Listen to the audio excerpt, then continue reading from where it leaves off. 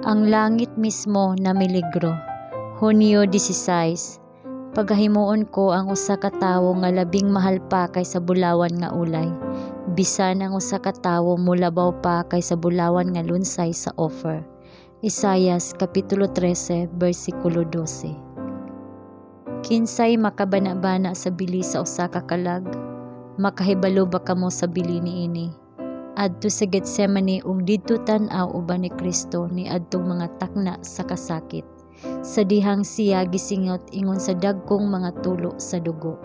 Tan-awa ang manluluwas nga gibayaw sa krus. Paminawa ka nang walay paglaom nga singgit, Dios ko, nganong gitalikdan mo ako? Tan-awa ang nasamdan nga ulo, ang natusok nga kilid, ang samad nga mga tiil. Hinumdumi nga girisgo ni Kristo ang tanan. Alang sa atong pagtubos, ang langit mismo na miligro.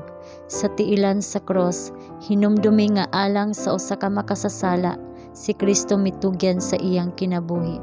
Mahimo nimong bana-banaon ang bili sa usa ka kalag. Kung ikaw anaa sa pakig-ambit kang Kristo, imong ibutang ang iyang bana-bana sa matag tawo. Imong bation alang sa uban ang samang lawom nga gugma nga gibati ni Kristo kanimo. Unya ikaw makahimo sa pagdaog, dili pagpugos. Sa pagdani, dili pagsalikway ni adtong alang kang kinsa siya namatay. Kun mas dako ang ilang sala ug mas lawom ang ilang kaalaot, mas matinguhaon ug malumo ang imong mga paningkamot alang sa ilang pagkaayo. Imong masabtan ang panginahanglan ni adtong nag-antos, nakasala batok sa Dios ug gidaog-daog sa kabug-at sa sala. Ang imong kasing-kasing mugawas nga nagsimpatiya alang kanila ug ikaw motabang kanila.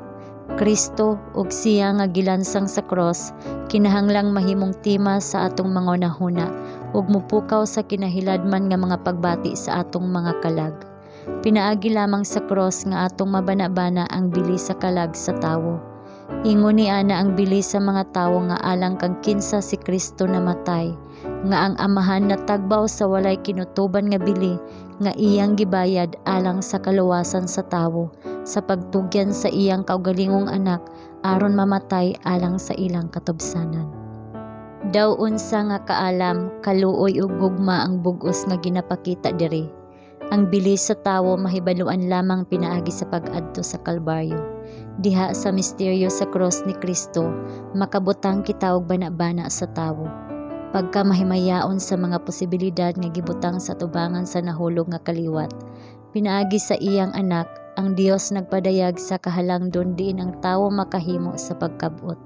Pinaagi sa mga merito ni Kristo, ang tawo gibayaw gikan sa iyang daotang kahimtang, giputli o gihimo nga labaw pa kabililhon kaysa bulawan nga sidsid sa offer.